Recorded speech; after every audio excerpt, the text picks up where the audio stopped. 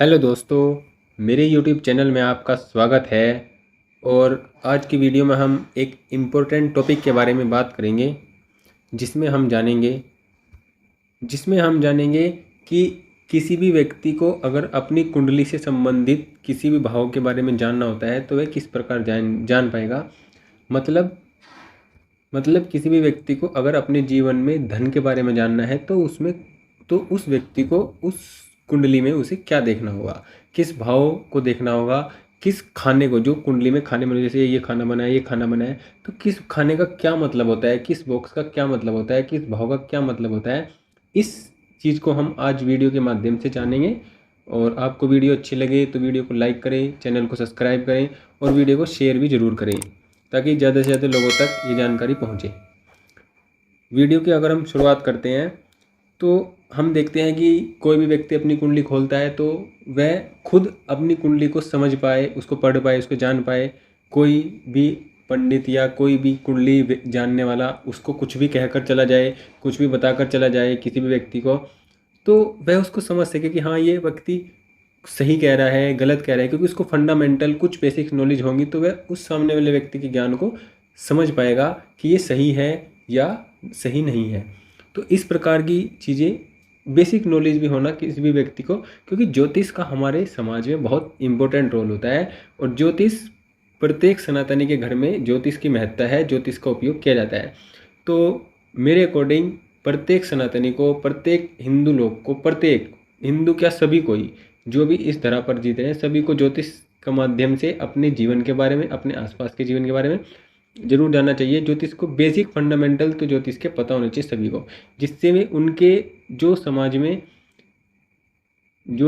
में कुछ ऐसे लोग होते हैं जो इस ज्योतिष के नाम पर लोगों को ठगने का काम करते हैं, लोगों को बेवकूफ़ बनाने का काम करते हैं, तो उससे ये कुछ कम हो पाएगा। क्योंकि लोग अगर जागरूक होंगे, उनको पता होगा, तो इस चीज़ के बारे में इतना गलत नहीं हो पाएगा जितना गलत समाज में होता है।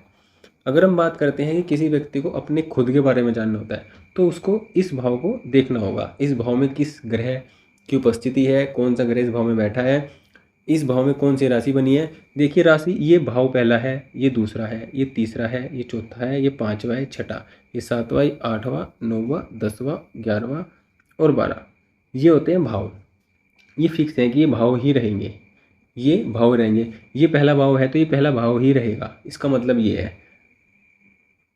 अब अगर हम बात करें, यहाँ पर 1 नंबर लिखा भी हो सकता है, यहाँ पर 2 नंबर भी लिखा हो सकता है, यहाँ पर 3 नंबर भी लिखा हो सकता है, यहाँ पर 1 से लेकर 12 नंबर तक कुछ भी लिखा हो सकता है। तो हम इसको कहेंगे कि ये पहला भाव है।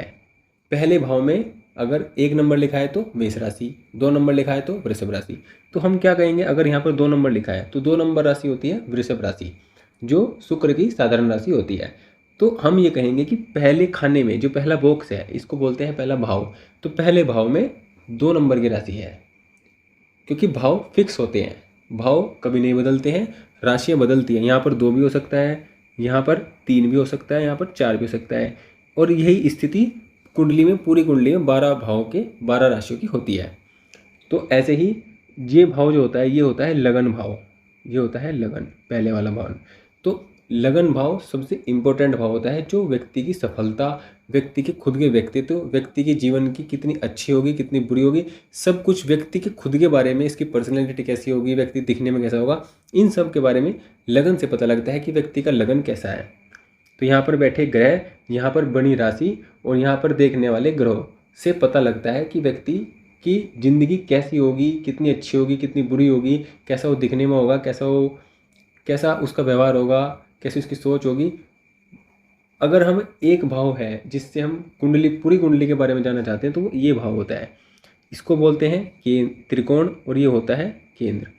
मतलब ऐसे, ये तो है केंद्र के, क्योंकि कुंडली के अंदर के भाव हैं, तो इनको बोलते हैं केंद्र के भाव। और ये बोलते हैं त्रिकोण, ये हैं 1, 5, 9। तो जो ये वाला बॉक्स होता है, ये केंद्र में भी आता है, त्रिकोण में भी आता है। तो जिस कारण इसकी जो इम्पोर्टेंस है, महत्ता है, बहुत ज़्यादा बढ़ जाती है। तो आप अपने खुद के बारे में अगर जानना चाहते हैं तो इस भाव से जान सकते हैं। अगर कोई व्यक्ति अपने धन के बारे में जानना चाहता है, अपने परिवार के बारे में जानना चाहता है, तो दूसरा भाव बताता है धन को, परिवार को, फाइनेंस को, चल संपत्ति को, प्रारंभिक शिक्षा को, व्यक्ति की वाणी को, व्यक्ति के व्यक्ति की इन सभी चीज़ों को बताता है, व्यक्ति के परिवार को बताता है। तो इन सब का पता दूसरे भाव से लगता है। इसी प्रकार हम तीसरे भाव की बात करें तो ये तीसरा भाव है। तीसरा भाव मुख्यतः बताता है आप कितने प्रयास करने वाले होगे, कितनी मेहनत करोगे, कितना पराक्रम करोगे, कितनी हिम्मत आप में होगी, आप कितनी विपरीत परिस्थितियों में कितनी अच्छी हिम्मत दिखा सकते हो, विपरीत परिस्थिति में आप कितना अच्छा काम कर सकते हो, इस चीज़ को दिखाता है, आपके दृढ़ निश्चयता को दिखाता है। तो यहाँ पर बैठा ग्रह आपकी इस स्थिति को बताएगा। जैसे शुभ ग्रह है तो आप थोड़े आलसी किस्म के होंगे, अगर आपकी ज़्यादा महत्वाकांक्षा नहीं होगी। और अगर इसमें पापक ग्रह है तो आप लड़ने वाले होंगे, अपने हक के लिए लड़ेंगे और अपने एफर्ट को लगाने वाले होंगे, बार बार प्रयास करने वाले होंगे। तो ये सब पता लगता है कुंडली से। ये फंडामेंटल नियम है, बेसिक नियम है जो आपको पता होना चाहिए सभी को। अब जैसे चतुर्थ भाव है, अब मैं बताऊं कि पहला तो खुद का होता है, सेल्फ का पहला भाव। दूसरा हमारे धन का होता है, हमारे परिवार का होता है। तीसरा जो भाव होता है ये हमारे छोटे भाई का होता है। छोटा भाई हो, छोटी बहन हो, तो रिश्ते में हम इस भाव से इस रिश्ते को देख सकते हैं। जैसे चतुर्थ पे है, चतुर्थ भाव होता है जनता का। जैसे इस समाज में जनता है, जनता हमारे बारे में क्या सोचती है, क्या विचार रखती है। जैसे कि ये बहुत लड़ने झगड़ने वाला आदमी है, ये बहुत सीधा आदमी है, ये बहुत शरीफ आदमी है, ये बहुत चालाक आदमी है। इस तरह की जो छवि समाज में लोगों के बीच बनी रहती है, ये बनती है चतुर्थ भाव से। आप इस चतुर्थ भाव से ये देख सकते हैं, आप माता को देख सकते हैं। रिश्तों में अगर चतुर्थ भाव को देखें तो ये माता के भाव को बताता है, माता से संबंध को बताता है, माता की स्वास्थ्य को बताता है, आपको माता से कितना लाभ मिलेगा जीवन में, माता से कितना सुख मिल पाएगा। ये सब चतुर्थ भाव से पता लगता है। आपकी जीवन की सुख सुविधाएं, जितने भी आप जीवन में भौतिक सुख प्राप्त करोगे, सुख सुविधाएं लोगे, आप अपना घर बनाओगे, जितनी भी सुख सुविधाएं हैं, घर बनाने हैं, ये सब चतुर्थ भाव से पता लगता है। और चतुर्थ भाव की स्थिति और इसमें उपस्थित ग्रह और इसमें उपस्थित राशि इस बात को बताती हैं कि आपके जीवन में कितना सुख होगा, कितने कितने आपके जीवन में माता का सुख होगा, कितने आप जनता में प्रसिद्ध हो पाएंगे, कितना आप जीवन में सुख ले पाएंगे, कितना घर ले पाएंगे, कितनी गाड़ी ले पाएंगे। ये सब इस भाव से पता लगता है। अब हम बात करते हैं पंचम भाव की। ये पंचम भाव है। पंचम भाव बताता है कि व्यक्ति की बुद्धि, क्योंकि पंचम भाव बताता है व्यक्ति की संतान। अगर हम रिश्ते की बात करें तो अपने बच्चों के बारे में इससे पता लगता है, संतान के बारे में पता लगता है। इससे और पता लगता है व्यक्ति के प्यार के बारे में, व्यक्ति की एजुकेशन के बारे में, व्यक्ति की बुद्धि के बारे में, व्यक्ति के ज्ञान के बारे में, व्यक्ति की जो एक सबकॉन्शियस माइंड है, सबकॉन्शियस की कैसी पावर होगी वो पता लगता है। व्यक्ति की एनालिसिस पावर पता लगती है। व्यक्ति जीवन में कितना लाभ प्राप्त करेगा, व्यक्ति अपनी पत्नी से कितना लाभ प्राप्त करेगा, ये सब इस भाव से पता लगता है। और पंचम भाव का जो बली होना कुंडली में आवश्यक होता है, जरूरी होता है। अगर पंचम भाव कमज़ोर होता है तो ये कमज़ोर कुंडली की पहचान बन जाती है। तो यहाँ पर बैठे ग्रह, राशि और दृष्टि, ग्रहों की पड़ने वाली दृष्टि से पता लगेगा कि आपकी कुंडली में पंचम भाव कितना बली है, कितना अच्छा है। अब हम बात करते हैं छठे भाव की। ये होता है छठा भाव। राशि यहाँ कोई भी हो सकती है, 1 2 3 4 5, वो अलग मैटर है, लेकिन ये भाव छठा ही रहेगा। और इससे छठे भाव से क्या देखें, मामा को। छठे भाव से हम देखते हैं मामा को। तो मामा, रिश्तों में मामा देखते हैं। और अगर हम अपने लिए देखते हैं तो हम रोग, रिपु, ऋण, कर्जा, लड़ाई झगड़े, बीमारी, इन सब को देखते हैं छठे भाव से। कि आप अगर आप कोर्ट कचहरी के केस में आप जीत पाओगे या हार पाओगे, आपको बीमारी है, आप लंबी बीमारी है या छोटी छोटी बीमारी है, आपकी शरीर की बीमारियों से लड़ने की क्षमता कितनी है, ये इन सब का पता छठे भाव से लगता है। तो हर भाव अपने आप में बहुत ज़्यादा महत्वपूर्ण होता है, लेकिन कोई भाव विशेष महत्वपूर्ण होता है, कोई विशेष महत्वपूर्ण नहीं होता है, लेकिन सबकी अपनी महत्ता होती है। इसी प्रकार हम सप्तम भाव की बात करते हैं। सप्तम भाव है, सप्तम भाव होता है और काल पुरुष में सप्तम में तुला राशि पड़ती है। सप्तम भाव देखिए, ये लगन है और ये आपका सप्तम भाव। तो लगन सामने, आपके सामने को पत्नी या आपका जीवन साथी, पति जो भी होगा, तो आप इनसे पता लग सकता है कि आपका जीवन साथी कैसा होगा। यहाँ पर पढ़ने वाली राशि, जो यहाँ पर राशि पड़ी होगी, जैसे कि 5 नंबर हो तो थोड़ा गुस्सैल, अभिमानी, मेष राशि हो तो थोड़ा वो जिद्दी, चिड़चिड़ा, जल्दी गुस्सा करने वाला, तो इस तरह का जीवन साथी की विशेषताएं, उसके गुण राशि से पता लग जाते हैं। यहाँ पर अगर ग्रह बैठे हैं, जैसे शनिदेव बैठे हैं, तो थोड़ा उदासीन प्रवृत्ति का होगा, तो वो ग्रह के अनुसार उसकी प्रवृत्ति बदल जाएगी। लेकिन यहाँ पर बैठकर इस भाव से आप पता करेंगे आपके अपने जीवन साथी के बारे में, अपने इनकम के बारे में, अपने कर्म के बारे में और अपने बिजनेस के बारे में। अगर आप कोई व्यापार करना शुरू करते हैं, व्यापार करते हैं, तो आप इस चीज़ को देख सकते हैं। अगर हम बात करें अष्टम भाव की, यह है अष्टम भाव। अष्टम भाव कुंडली का बहुत अच्छा भाव है। अच्छा भाव इसलिए कह रहा हूँ क्योंकि ये बुरे भाव में गिना जाता है।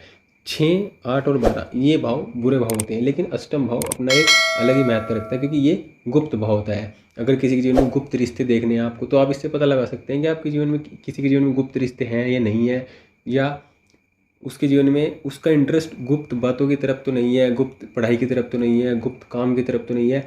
मतलब जितनी भी सीक्रेट रखने वाली चीज़ होती हैं सभी वो अष्टम भाव से देखी जाती हैं। अचानक पैसा आना, जो भी अचानक काम होते हैं वो भी अष्टम भाव से देखा जाता है। अचानक पैसा आना, अचानक चोट लगना, अचानक कुछ भी हो जाना, तो वो भी अष्टम भाव से देखा जाता है।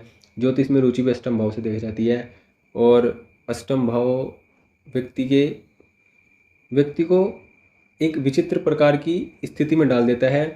अगर किसी पर टोने टोटके होते हैं या तांत्रिक क्रिया होती है, तो उस प्रकार की चीज़ों को भी अष्टम भाव से देखा जाता है। अष्टम भाव इन सभी चीज़ों का होता है। वास्तव में अष्टम भाव मृत्यु का होता है और व्यक्ति की आयु का होता है। अगर हमें व्यक्ति के खुद के बारे में बात करें तो ये इससे पता लगता है व्यक्ति की आयु कितनी है। अगर हम बात करें नवम भाव की, ये बहुत अच्छा भाव होता है। ये होता है किस्मत का भाव। सभी व्यक्ति अपने जानने जाते हैं कि उनकी किस्मत कैसी है, कितना उनका किस्मत साथ देगी, कितना नहीं देगी। तो ये नवम भाव है। यहाँ पर राशि कोई भी हो सकती है, ग्रह कोई भी हो सकता है, लेकिन इस भाव से पता लगेगा आपकी किस्मत।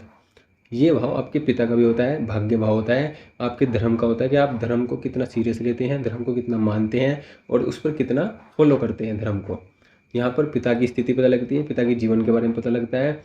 और आपके पिता, आप ज़्यादा समृद्ध हो या आपके पिता ज़्यादा समृद्ध हैं, या आप अपने पिता से ज़्यादा तरक्की करोगे या आप अपने पिता के कम तरक्की करोगे, या आप अपने जीवन में कितने दृढ़ निश्चयी बनोगे, कितने अपने जीवन में नैतिकता को पालन करोगे, या अपने जीवन में धार्मिकता को कितना अपनाओगे। तो ये सब जो बातें हैं, इन सब का बातों का पता नवम भाव से लगता है। और आपकी किस्मत कैसी होगी, भाग्य आपको कितना साथ मिलेगा, कितना नहीं मिलेगा, ये नवम भाव से पता लगता है। अब हम बात करते हैं दसम भाव की। ये बहुत इंपॉर्टेंट भाव होता है, ये कर्म का भाव होता है। ये होता है कर्म का भाव। और कर्म, अगर मैं अष्टम की बात करूं तो अष्टम से ससुराल वालों के पता लगता है, क्योंकि ये होता है पत्नी का स्थान और किसी भी स्थान से दूसरा स्थान होता है उसके परिवार का। तो ये पत्नी का परिवार होता है, तो वो ससुराल होता है। ये है दसम भाव कर्म। कर्म का मतलब कि आप जीवन में क्या कर्म करोगे, किस क्षेत्र से आप जुड़े होंगे, आप क्या करोगे, ये मुख्यतः ये बताता है। ये बहुत इंपॉर्टेंट भाव, मतलब आपने देखा होगा कोई व्यक्ति काम को करता है तो बड़े अच्छे से काम करता है, बहुत अच्छे से मन से करता है। कोई वैसे होता है तो चलता फिरता काम करता है, मतलब तो इस भाव से इन चीज़ों को पता लगता है। कोई काम करता है तो कितने मन से करता है, कितनी दृढ़ निश्चितता से करता है, और कोई काम को करता है तो चलता फिरता करता है या अच्छे से नहीं करता है। ये कर्म का भाव होता है। इसमें उपस्थित ग्रह बता देता है कि व्यक्ति कैसा काम करेगा, कैसा नहीं करेगा, और काम के प्रति कितना सीरियस होगा, कितना सीरियस नहीं होगा। ये व्यक्ति के राज्य कृपा का भी होता है, व्यक्ति सरकारी नौकरी का भी होता है, सरकार से रिलेटेड भी होता है। इस प्रकार की चीज़ों का भाव होता है। पिता का भाव भी ये होता है, क्योंकि ये माता का होता है तो ये पिता का होता है। पिता का भाव दो होते हैं, एक तो नवम भाव, एक दसम भाव। मुख्यतः पिता का भाव दसम होता है, क्योंकि माता के सामने पिता का भाव दसम भाव होगा, तो दसम भाव पिता का भाव होता है।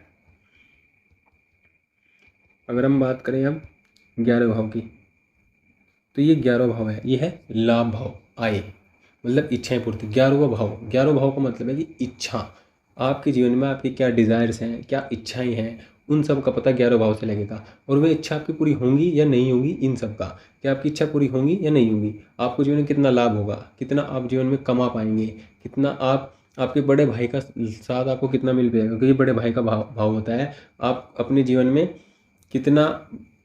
कितने धनी बन पाएंगे, कितने अमीर बन पाएंगे, कितनी आप जीवन में गाड़ियाँ ले पाएंगे, कितना घर ले पाएंगे, ये भी इससे ही पता लगता है, क्योंकि ये इसका त्रिकोण है। देखो, ये इसका त्रिकोण होता है, तो ये इससे जुड़ा होता है चतुर्थ भाव से।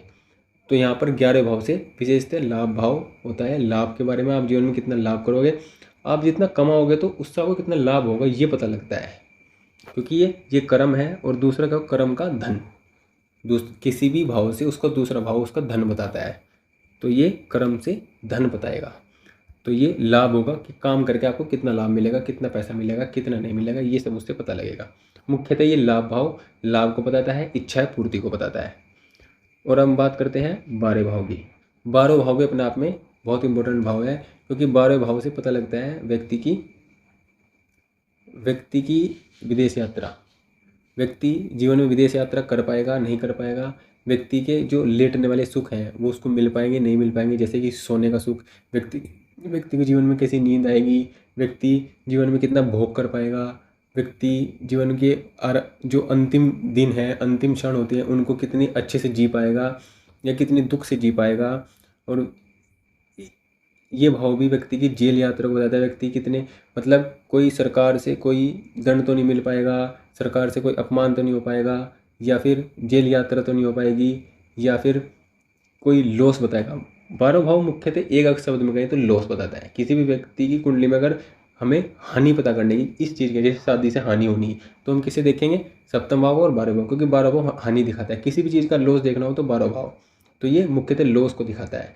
चाहे वो बीमारी का हो, हेल्थ का हो, पैसे का हो, किसी भी चीज़ का हेल्थ हो, तो ये लॉस को दिखाता है। इस प्रकार हमने 12 भाव के बारे में जाना कुंडली में कि 12 भाव से आप कुंडली में क्या देख सकते हैं, क्या नहीं देख सकते हैं। अगर इसमें कुछ रह गया हो तो आप कमेंट कर बता सकते हैं। जो भी वीडियो देखेंगे वो बता सकते हैं कि कमेंट कर कि इस भाव से संबंधित इस वीडियो में नहीं बताया गया है, तो मैं उसको बताने का भी प्रयास करूँगा। वीडियो अच्छी लगे तो प्लीज़ वीडियो को लाइक करें, शेयर करें, सब्सक्राइब करें और चैनल को सब्सक्राइब जरूर करें। Thank you so much.